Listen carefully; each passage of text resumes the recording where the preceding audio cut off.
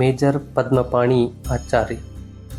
ಸಾವಿಗೂ ಮುನ್ನವೇ ಮನೆಗೆ ಬರೆದ ಪತ್ರವು ಅವರ ಶವದೊಂದಿಗೆ ಮನೆಗೆ ಬಂದಿತ್ತು.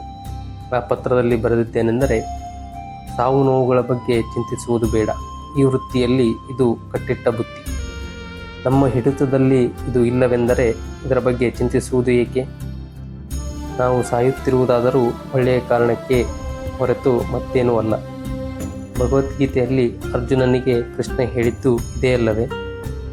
ಅಥೋವಾ ಪ್ರಾಪ್ಸ್ಯ ಸ್ವರ್ಗಂ ಜಿತ್ವಾ ವಾ ಭೋಕ್ಷ್ಯಸ್ಯ ಮಹಿಂ ತಸ್ಮಾದುತ್ಯಷ್ಟ ಕೌಂತೆಯ ಯುದ್ಧಾಯ ಕೃತನಿಶ್ಚಯ. ಹೋರಾಟದಲ್ಲಿ ಪಾಲ್ಗೊಳ್ಳುವುದು ಜೀವಮಾನದ ಗೌರವ. ನಾನು ಅದಕ್ಕಿಂತ ಕಿರಿಯದನ್ನು ಯೋಚಿಸುವುದಿಲ್ಲ. ದೇಶ ಸೇವೆಗೆ ಇದಕ್ಕಿಂತ ಶ್ರೇಷ್ಠ ಮಾರ್ಗವು ಯಾವುದೂ ಇಲ್ಲ. ನಾನು ಸೇನೆಯ ಕಾಲ್ದಳದಲ್ಲಿರುವುದಕ್ಕೆ, ಅದರಲ್ಲೂ ನಮ್ಮ ಶ್ರೇಷ್ಠ ತುಕಡಿಯಲ್ಲಿರುವುದಕ್ಕೆ ಸಂತೋಷಿಸುತ್ತೇನೆ. ಇಲ್ಲಿಗೆ ನಿಲ್ಲದ ಮೇಜರ್ ತನ್ನ ತಂದೆಗೆ ಒಂದು ಮಾತನ್ನು ಹೇಳುತ್ತಾರೆ. ಚಾರುಗೆ ಪ್ರತಿನಿತ್ಯ ಮಹಾಭಾರತದ ಒಂದು ಕಥೆಯನ್ನು ಹೇಳು. ನಿಮ್ಮ ಮೊಮ್ಮಗಳ ಮೌಲ್ಯವನ್ನು ಪ್ರತಿಪಾದಿಸುವಂತಾಗಲಿ ಎಂದು ಕೇಳಿಕೊಂಡಿದ್ದರು. ಸೈನ್ಯಕ್ಕೆ ಸೇರುವಾಗ ಕಣ್ಣೀರು ಹಾಕುವುದಿಲ್ಲವೆಂದು ಅಮ್ಮನ ಬಳಿ ವಾಗ್ದಾನ ಪಡೆದಿದ್ದರಂತೆ. ಆಚಾರ್ಯ ಆದರೆ ಮಗನ ಸಾವಿನ ನಂತರವೂ ತಾಯಿ, ನನ್ನ ಮಗನ ಕುರಿತಂತೆ ನನಗೆ ಹೆಮ್ಮೆ ಇದೆ. ಅವನು ಶಾಶ್ವತವಾಗಿ ಉಳಿಯುತ್ತಾನೆ.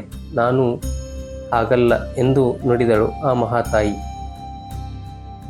60 ದಿನಗಳ ಆ ಘನಘೋರ ಕಾರ್ಗಿಲ್ ಕದನದಲ್ಲಿ ನಮ್ಮ ಯೋಧರು ಬೆಟ್ಟಗಳ ತುದಿಯಲ್ಲಿ ನಿಂತು ಕೇವಲ ಶತ್ರು ಸೈನ್ಯದೊಂದಿಗಲ್ಲ, ಅಲ್ಲಿನ ಚಳಿಯೊಂದಿಗೆ ಹೋರಾಡಬೇಕು.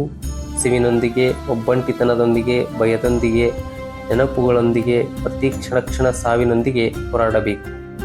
ಮತ್ತು ಸಾವಿರಾರು ಅಡಿ ಎತ್ತರದ ಪರ್ವತಗಳ ಮೇಲೆ ಅವರ ತೂಕದ ಅರ್ಧದಷ್ಟು ಭಾರವನ್ನು ಹೊತ್ತಿಕೊಂಡು ಯುದ್ಧ ಮಾಡುವುದೆಂದರೆ ಅದು ಸಾಮಾನ್ಯವಾದ ಕೆಲಸವಲ್ಲ.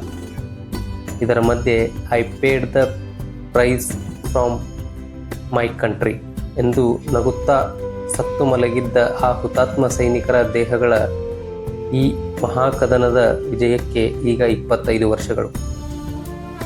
ಈ ವಿಜಯೋತ್ಸವದ ನಿಮಿತ್ತ ಕಾರ್ಗಿಲ್ ವೀರರನ್ನು ಸ್ಮರಿಸೋಣ.